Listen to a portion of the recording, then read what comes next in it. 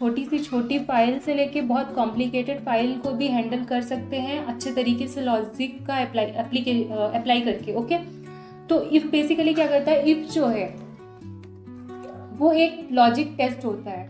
Logic test होता है, अगर वो जो भी टेस्ट है अगर वो ट्रू है, if that test is true, तो वो हमें वैल्यू देगा कॉमा के बाद जो हम चाहते हैं।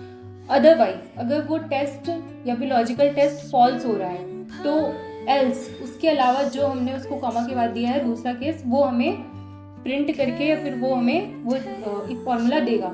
तो इसका गाइस मैंने पर्सनली इस इफ फंक्शन का यूज़ करके मतलब मैं पर्सनली इसका बहुत यूज़ करती हूँ लॉजिकल, जहाँ पे मेरे को इम्प्लीमेंटेशन करना होता है कोई लॉजिक का। तो जब भी हमारे पास दो कंडीशन हो, जैसे मान लो ट्रू फॉल्स हो गया या फिर लेफ्ट राइट हो गया, मतलब दो ही कंडीशन हो, या तो हम ये करेंगे या तो ये, तो हम ये फॉर्मूले का यूज़ करेंगे।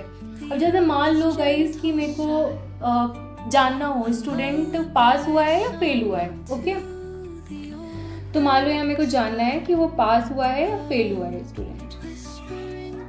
तो जैसा कि गाइज मैंने 2 आउट ऑफ जैसे 4 सब्जेक्ट है और मैंने बताया 100 का एक सब्जेक्ट का मैंने लिया था टोटल मार्क्स, तो टोटल हो गए 400। तो मैं चाहती हूँ मान लो 50% है उसके, 50% से अप है तो वो पास होगा, otherwise he is fail. Okay, तो ये प्लीज़ इम्पॉर्टेंट है, आप इसे सही से देखना, बी केयरफुल। तो यहाँ पे हमें इफ़ का टैप करके इफ़ लॉजिकल टेस्ट, तो टोटल सम, अगर total sum is greater than मान लो 200, ओके, तो वो आएगा क्या, पास।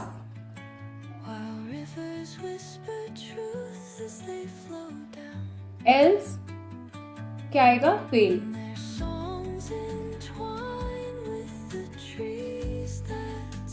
तो ये पास है बिकॉज इसका 200 से ज़्यादा है, और ये फेल है बिकॉज इसका 200 से कम है, और मैंने 400 का टोटल इसको रखा है बिकॉज सब्जेक्ट 4 है और एक का मैंने 100 लिया है।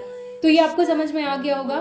तो ये बहुत बेसिक जगह पे मैंने इसका यूज़ किया है, पर इसका यूज़ आप बहुत बड़े लॉजिक के लिए कर सकते हैं। इवन गाइस इफ़ के अंदर इफ़ करके भी आप बहुत बड़े बड़े लॉजिक को इजीली अप्लाई कर सकते हो, इजीली वहाँ पर इफ फंक्शन का यूज़ करके इजीली सॉल्व कर सकते हो।